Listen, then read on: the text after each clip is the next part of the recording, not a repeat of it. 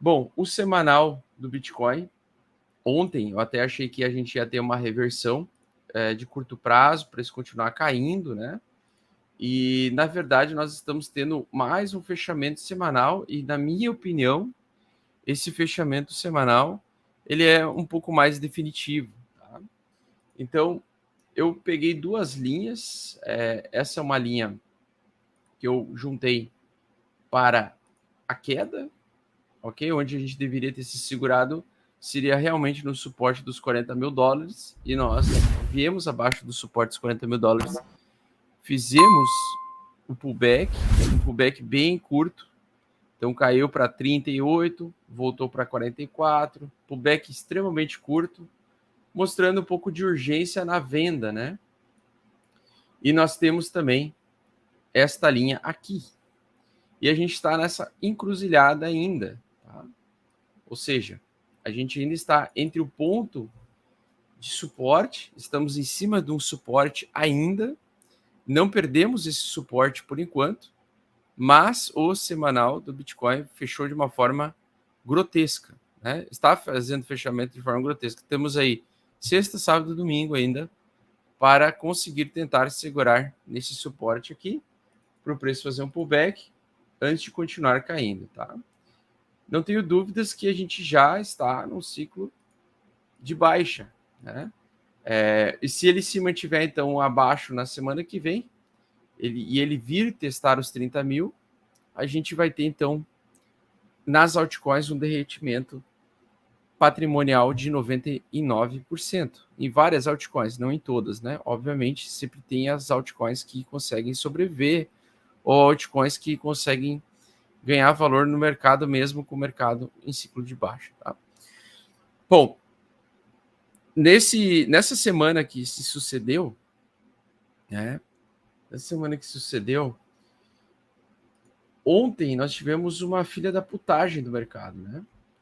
Que foi esta barra de sombra que fez uma excelente sombra vendedora aqui. Ao mesmo tempo em que nós caímos mais ao longo dessa noite, ao longo dessa madrugada, e o que me leva a crer que a gente caiu foi por causa da queda do S&P 500, que ontem iniciou em alta também. E com a incerteza do mercado, a gente teve a mesma sombra, o mesmo comportamento que o BTC. Na verdade, o BTC imitou o que aconteceu com o S&P 500. Ao longo do dia, o S&P 500 estava protegendo esse suporte, esta região aqui, desse suporte, que é um topo anterior. E à medida que ele estava acima, o Bitcoin também estava acima, estava subindo, estava tentando se recuperar. Agora nós tivemos, então, uma busca de liquidez dos apostadores de alta. Os apostadores de alta praticamente se fuderam. Essa limpeza que aconteceu no mercado pode acontecer, então, de o mercado agora dar uma pequena respirada e conseguir segurar um pouco aqui, fazer um pullback para testar esse suporte como resistência. E aí sim, né, nós podemos ter o tal do pullback no BTC e no S&P 500 para continuar caindo, né? Então, o S&P 500 perdeu a região dos 21, da média 21. Geralmente, quando ela perde média 21, a gente aumenta muito o risco de ficar bearish. Então, olhando para o S&P 500 e o comportamento dos mercados internacionais, eu já avalio que nós já estamos numa situação bearish, tá? Uma situação onde o mercado vai retrair, o mercado vai passar pelo quantitative tightening, que é um aperto quantitativo para fazer o controle da inflação. Porque o mais importante agora para o governo dos Estados Unidos não é manter a economia numa falsa estabilidade, como aconteceu no Covidão, lá em 2020, março de 2020.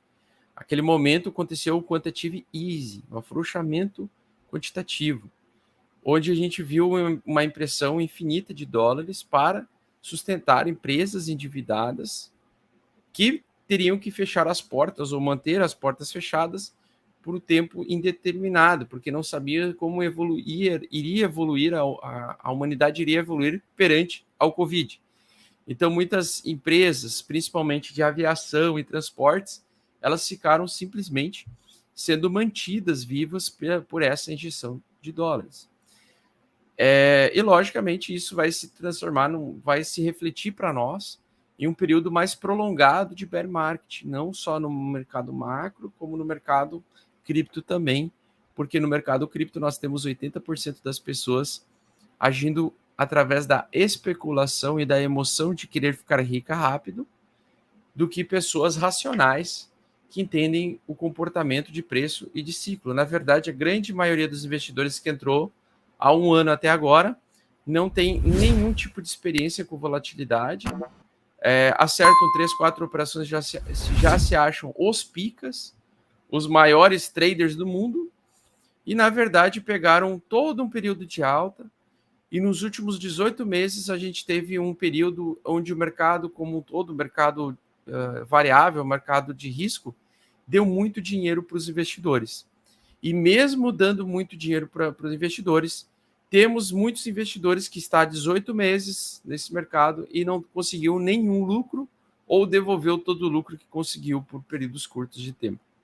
E isso, imagina se o cara que não consegue ter lucro enquanto está numa tendência de alta durante 18 meses, imagina para esse cara ele conseguir ter lucro enquanto o mercado está ameaçando reverter um ciclo de baixa como a gente nunca viu antes na história, né?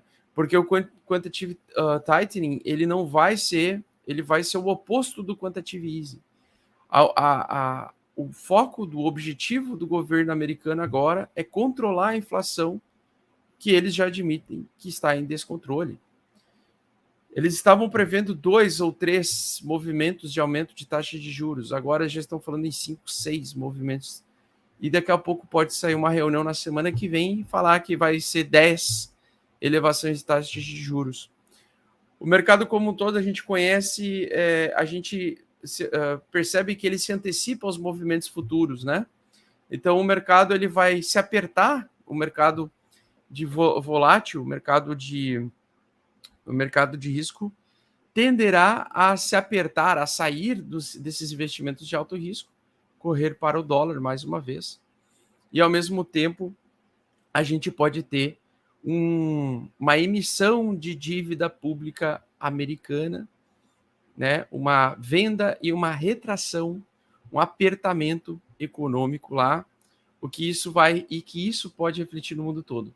Tal como uma possível guerra iniciada através desse conflito entre Ucrânia e Rússia. E basicamente os Estados Unidos estão apoiando a Ucrânia, então a gente pode ter aí uma guerra que também pode incendiar os mercados. Então eu não vejo motivos para acreditar que esse é um ano de investimentos. Eu vejo hoje um ano muito mais voltado à sobrevivência do que focado em riqueza, construção de riqueza. Então é muito importante você saber em que ponta você está e também cuidar com os vieses de confirmação. Por exemplo, eu estou com viés de confirmação de baixa já desde o dia 4 de dezembro, né? Mas não quer dizer que eu sou dono da razão. Então eu sempre estou atento a uma possível reversão macro que pode acontecer a qualquer momento por qualquer motivo. Pode surgir alguma coisa, algum evento inesperado, tanto para o lado negativo quanto para o lado positivo. Então a gente agora, neste momento, nós estamos assistindo o filme da sessão da tarde, Os Caçadores de Fundo, edição brasileira Herbert Richards. Então a gente está tentando encontrar fundo, tá? Então, do mesmo jeito que num ciclo de alta a gente tenta encontrar topo, num ciclo de baixa a gente tenta encontrar fundo, né? Bom, então hoje nós podemos ter, se a alta do S&P 500 se mantiver, os futuros do S&P 500 se mantiver, a gente pode ter um fundo temporário no suporte do BTC, no gráfico do Bitcoin, a moedinha da praia. Ao mesmo tempo em que construímos um padrão gráfico de baixa, topos e fundos descendentes, quanto mais próximos do fundo nós estivermos, e menos movimentos temos dentro de uma tendência de baixa, mais próximo de uma reversão de curto prazo nós estamos. Então, por exemplo, quando nós temos topos e fundos descendentes, nós em algum momento podemos ter correções mais interessantes, que são correções para o preço continuar caindo. Então, nós estamos em suporte, estamos em tendência de baixa, nós temos que aceitar essa realidade. Abaixo da média 8 semanal, então nós estamos num contexto ruim para fazer dinheiro e apostar em alta, mas isso não quer dizer que nós não podemos comprar o mais longe e distante possível da média de 8 e vender o mais próximo possível da média de 8. Então a gente precisa encontrar sinais de compra de swing trade longo dentro de uma tendência de baixa. Tá? No caso das altcoins, short, né? Apostar em queda delas. Tá? Em várias delas, no caso. Né? Então nós temos dentro de uma tendência de alta, assim como na tendência de alta nós temos pullbacks para o preço continuar subindo, nós também temos as grandes correções, né? São correções de 40%, 38%. Então aqui nós tivemos 30% de correção. Aqui nós tivemos uma correção mais profunda, porque isso aqui foi uma correção de um padrão semanal, de um contexto semanal, né? Então se a gente pegar a média 56, a média 56 seria o nosso suporte semanal. Então a gente teve o pullback semanal e agora nós estamos perdendo a tendência semanal, né? Então se a gente se mantiver abaixo da linha laranja, a gente vai ter queda semanal, ou seja, semanas de queda. Porque a tendência de fazer dinheiro é a tendência aquela onde nós temos a tendência de alta acima do gráfico diário, acima a média de 8, o preço acima da média de 8 semanal e acima da média 56 semanal, ou no caso da média que o Stormer usa, média 80. Então ele gosta de usar a média 80 como suporte semanal. Para mim não interessa exatamente qual média se usa. Eu gosto mais da média 56 porque ela é mais curta e provavelmente ela antecipa o movimento, né? Mais do que a média 80, por exemplo. Mas aí é uma questão de costume. Vai ter gente que vai usar a média 70, vai ter gente que vai usar a média 100, tem gente que vai usar a média 200. Isso tudo não interessa. O que interessa é que você tem que saber para onde o mercado está indo, a direção que o mercado está tomando, né? Pois bem, então dentro de uma tendência de baixa, nós teremos pullbacks de alta, tá? Para o preço continuar caindo, tal como nós temos pullbacks de baixa para o mercado continuar subindo. Então, entendendo a mudança do ciclo, né?